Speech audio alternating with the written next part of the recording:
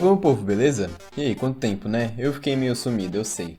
Mas hoje eu trago novidades. Nesse vídeo aqui a gente vai ter algo muito interessante porque eu vou fazer 2 jogos em uma única série. Isso mesmo que você ouviu, 2 jogos em uma única série. Você aí, prefere jogos 2D ou 3D? Existe uma bela briga aí entre a comunidade, principalmente de criadores de jogos, para você saber qual que é melhor, se vale mais a pena jogar ou criar jogos 2D ou 3D. E hoje eu vou vir aqui resolver de vez essa questão. Eu mesmo vou criar o mesmo jogo, tanto em 2D como em 3D, para finalmente decidir qual que é o melhor. Bem, sinceramente, eu sou mais fã de principalmente fazer os 2D, porque eu acho muito mais simples. Mas hoje a gente vai ver lá no final do vídeo o resultado de tudo isso. Então se você ficou curioso também, acompanhe essa série inteira, porque lá no final você vai saber a resposta. Essa série aqui, o meu intuito não é ver qual engine é melhor ou qual é mais fácil de fazer. É realmente ver qual jogo fica melhor no final. Então eu vou dar o meu máximo, principalmente depois daquela jam que eu participei junto com o Coativo e Exalon. Eu aprendi muito sobre criação de jogos, então eu vou aplicar tudo que eu aprendi para dar o melhor, para ver qual jogo no final tem um resultado mais impactante. Então é isso, fique com o vídeo. Certo, então para sermos justos eu vou fazer o mesmo jogo idêntico nas duas engines, tentando fazer o máximo possível ser igual. As engines que eu vou escolher vão ser as que eu tenho mais costume de usar, ou seja, em 2D vou usar o Game Maker, em 3D eu vou usar o Real Engine, porque é as minhas preferidas por enquanto, mas eu vou depois me aventurar em outras. Tá, e pensando no estilo do jogo, eu queria fazer um jogo parecido com o Vampire Survivals, um estilo top-down shooter, onde inimigos vão aparecendo em hordas e você tem que matar esses inimigos. Com essa ideia que a gente começa o nosso primeiro projeto. Hoje, nesse vídeo, eu vou apresentar para vocês como que foi fazer a base do jogo em 2D. Como todo bom início, eu escolhi um título e fui logo fazer um player, com o nosso velho bloquinho amarelo que vai representar ele. Diferentemente das outras vezes, dessa vez eu ia fazer um jogo estilo top-down, igual Vampire Survivals mesmo. Não ia ter pulo nem ao menos gravidade. Isso ia dificultar um pouquinho porque eu não estava muito acostumado com esse tipo de coisa, mas eu dou o meu jeito. Estudando um pouco e vendo como funcionavam os jogos estilo top-down, onde a movimentação é para 8 direções, sim, 8 direções, eu tive que fazer uma movimentação onde ele segue para cima, segue para baixo, e além disso, quando ele andar diagonalmente, ele segue na mesma velocidade, porque se você não sabe, um grande problema de jogos em 2D estilo top-down é que na diagonal o jogador é muito mais rápido. Por causa que é basicamente teorema de Pitágoras, que é a hipotenusa do triângulo é sempre maior do que seus lados adjacentes. Então, desse jeito, com um código feitinho, estava pronto pelo menos a movimentação do player. Eu tenho certeza que você já deve ter ouvido o termo State Machine, mas se você não ouviu, eu vou te explicar rapidão. State Machine, ou máquinas de estados, são funções, um bloco de funções e muitas funções que a gente usa para denominar o que o player ou inimigo ou quem é que seja vai realizar. Com isso a gente consegue organizar muito melhor o código, sem ter aqueles 500 else e if que teriam normalmente. Então não teria problema de compatibilidade se o player estivesse caindo ou se ele estivesse somente pulando para tocar uma animação.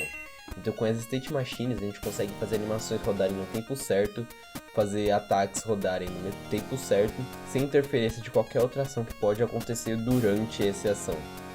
Então o State Machine vai ser algo que eu vou estudar e eu vou aplicar nesse jogo aqui.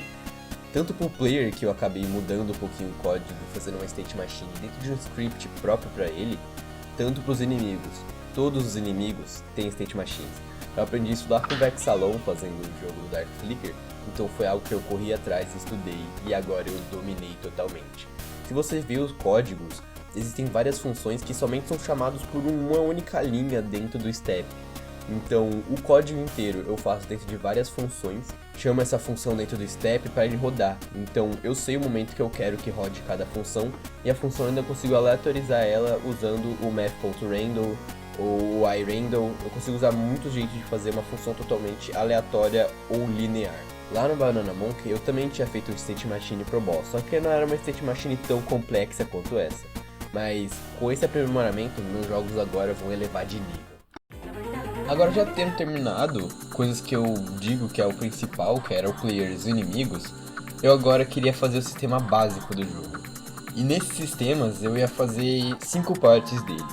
A câmera, o sistema de waves e inimigos, o sistema de magia, que vai ser como a gente vai derrotar os inimigos, o sistema de pause do jogo e o boss. Para um jogo top-down igual o meu, a câmera não se move somente para 2 direções ou a 4, ela se move a 8, assim como o player. E para isso eu não queria usar o sistema básico de câmera do Game Maker por causa que ele é uma bosta, tá? Então eu fui atrás da melhor resolução possível para o nosso jogo. Depois de ficar pesquisando um pouquinho e pegar a melhor, com a melhor qualidade, eu fiz um objeto, e nesse objeto a câmera se comporta um pouquinho diferente, mas parecida do próprio sistema do Game Maker. Com ele, a câmera vai seguir o player e ela vai ter uma velocidade mais ou menos igual, mas um pouquinho menor. Então ela dá um efeito muito maneiro quando você se mexe. E ela não sai da room, ficando limitada ao tamanho da tela. E isso é bom, por causa que você pode ir pra onde você quiser e você não vai ficar vendo o fim do mapa ou coisas do tipo. E a câmera, ela já é auto-preparada para se o player morrer e respawnar em outro lugar, então ela fica perfeita. Para os inimigos, a gente já tinha o sistema básico dele, como que funcionaria ele. Então só tinha o inimigo base. Agora eu queria fazer 2 variantes de inimigo para começar. Um inimigo que ataca de perto e o outro que ataca de longe. Para isso não foi muito difícil, eu só usei o nosso inimigo base que já tinha lá. Usei as funções que ele tinha e preparei um pouquinho. O inimigo de perto, ele só se aproxima, roda uma animação, depois começa a se perseguir de novo. Então ele tem 2 estados, perseguir e atacar. Eu também fiz um dele, tem um pequeno delayzinho por causa que não é importante. E o outro inimigo, ele é mais ou menos a mesma coisa, só que ele tem uma distância certa para chegar e começar a atirar em você. Então quando ele entra dentro dessa distância, ele vai parar e vai começar a rodar uma animação para jogar os tiros em você. O State Machine ajuda muito nisso, porque eu consigo acertar certinho o frame que ele vai parar de rodar a animação, quando que ele vai parar e começar a fazer outra ação, e não tem nenhum problema de dar incompatibilidade, de ele começar a andar e atirar ao mesmo tempo, por causa que ele tá te perseguindo, mas dentro do range ao mesmo tempo. Então o State Machine ajudou demais nisso. E além disso, eu quis fazer o sistema de waves, que eu fiz sozinho. Bem, é bem simples como que funciona na verdade esse meu sistema de waves. E para começar, a wave só pode começar se o player estiver vivo, para ele não continuar rodando mesmo se o player estiver morto. Então, quando eu comecei a fazer, eu defini que se o tempo for menor, que é o tempo que demora de uma wave para outra, vai começar uma wave. E essa wave tem um tempo aleatório, podendo variar de 500 a 800, que aí é randomizado sempre. Os inimigos eles são spawnados a partir de uma função repeat. Vai ficar spawnando pela quantidade de inimigos que eu defini na variável anterior. E sempre que acaba essa wave, mais inimigos são adicionados com valor aleatório. E a wave é aleatorizada depois para ver qual vai ser o tempo que ela vai ficar durante a partida. Além disso, tem um valor máximo de inimigos que pode ter, porque senão fica impossível. Sempre que tiver mais que 20 inimigos, vai ser só 20 inimigos, porque senão fica muito difícil. Por enquanto, né? Porque não tem evolução durante o jogo. Além disso, no final eu adicionei uma função para que se não tiver mais nenhum inimigo dentro da layer que eu criei para os inimigos, o jogo automaticamente passa para a próxima wave, analisando que você matou todos. Então, mesmo que se você não derrotar ninguém, você passa de wave, e mesmo se você matar todo mundo, você passa de wave. Então o jogo não fica parado em momento nenhum, você tem que sempre estar disposto a fazer alguma coisa. Como a ideia era trabalhar num jogo top-down shooter, eu não queria somente entregar uma arma pro player e ficar dando tiro comum. Eu queria fazer algo envolvendo magia, parecido um pouquinho com Vampire Survivors mesmo. Então para isso eu criei 3 magias diferentes. A magia principal, que é o clique, você clica na tela e ela invoca meio que uma esfera de energia. A segunda, você cria um lança-chamas e começa a atirar para todos os lados. E a terceira, você começa a criar uma barreira em volta de você, que é como se fosse uma aura que empurra os inimigos para longe e dão dano neles. E tudo isso é controlado a partir da própria função do player, onde no seu State Machine você define qual que você está usando, quando que vai acontecer e como isso encerra. A State Machine, eu volto a dizer, ela foi muito importante para esse projeto e eu acredito que ela é muito importante para qualquer projeto que eu vou fazer no futuro. E para tudo isso funcionar, eu acabei criando um sistema de mana. Então, o player, ele tem uma quantidade de mana limitada. E quando você usa um poder, esse poder elimina um pouquinho da sua mana e ela carrega só um tempinho depois. Ela tem meio que um delay para voltar a se regenerar. E ela regenera até que bem rapidinho. Então, enquanto você tá atirando, você tem que tomar cuidado para não acabar com toda a sua mana, porque senão você fica sem poderes e acaba morrendo. Como ultimamente eu criei 2 jogos já no Game Maker, eu senti falta do sistema de pausa. Calma aí, você não pausou o vídeo, era só brincadeira. Então, a pausa é algo muito importante durante um jogo, porque se você quiser parar para fazer qualquer coisa, pensar, raciocinar, é muito importante ter um sistema de pausa. E no Banana Monkey era um jogo bem frenético, assim como vai ser esse, não tinha um sistema de pausa. Então era bem limitado, para você pausar você tinha que morrer, ou somente fechar o jogo, então eu achei isso bem ruim. Então nessa vez eu me desafiei a fazer um sistema de pausa. Eu junto com um vídeo do YouTube aprendi um básico de como fazer isso. E com uma função eu consegui pausar o player e a movimentação dos inimigos. Por causa que depois que você despausava, a função voltava normalmente. Era só eu verificar se estava o jogo pausado ou não para as funções pararem de funcionar. Então se o jogo estiver pausado, nem o player nem o inimigo pode fazer nada. Mas ao contrário disso, as magias e os tiros dos inimigos funcionavam diferente. Por causa que depois que você pausava, eles perdiam a função. Que a função é definida no momento que elas são criadas, não no momento que estão rodando durante o jogo. Então para isso eu tive que fazer uma função a mais, somente para as balas e para as magias, para elas poderem funcionar normalmente depois que você pausa o jogo. Aí agora, quando você pausa o jogo, depois que você despausa, tudo funciona normalmente, como se nada tivesse acontecido. Então esse sistema aí ficou bem da hora e eu vou com certeza colocar em outros jogos meus no futuro.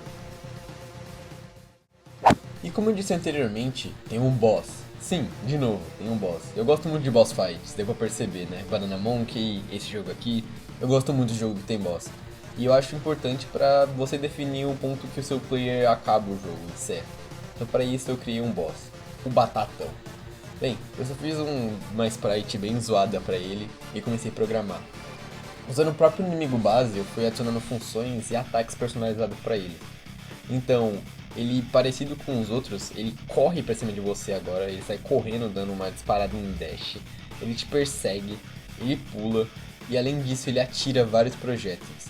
E a vida dele é bem maior do que a dos outros. E quando você derrota dele, você vence o jogo. Então, o boss foi algo bem importante para você definir se o player ganha ou não. E agora, com tudo isso, o primeiro projeto, ou seja, a base do nosso jogo em 2D, tá pronto. A base do jogo tá finalizada. Depois eu vou trazer como eu vou melhorar ele e deixar ele mais bonito e agradável pra gente ver. E com certeza esse projeto aqui vai ficar incrível. Logo logo eu vou trazer a segunda parte onde eu vou começar a fazer o projeto em 3D. Mas antes de tudo, eu tinha que agradecer todo mundo que se inscreveu nesse tempo que eu fiquei fora e eu tinha que pedir desculpas por ter sumido. Eu comecei a trabalhar no meu projeto lá do Legado Shinobi, que já tem vídeo aqui no canal, então se você curte, vai lá e vê, por favor, porque ficou bem da hora. Eu comecei a trabalhar nesse projeto aí um pouquinho mais, então eu perdi um pouquinho o foco aqui de gravar vídeo. E além disso, eu tive que começar a estudar, né? Provas, é complicado. Mas agora eu vou voltar com tudo aqui no canal. Obrigado mesmo se você se inscreveu aí, deixou o vídeo, comentou, porque eu sempre tô vendo aí, tô sempre respondendo lá no meu Discord. Então, se você gostou, se você gosta dos vídeos, deixa o like aí e se inscreve. Muito obrigado pelo apoio de vocês. Valeu, falou e fui.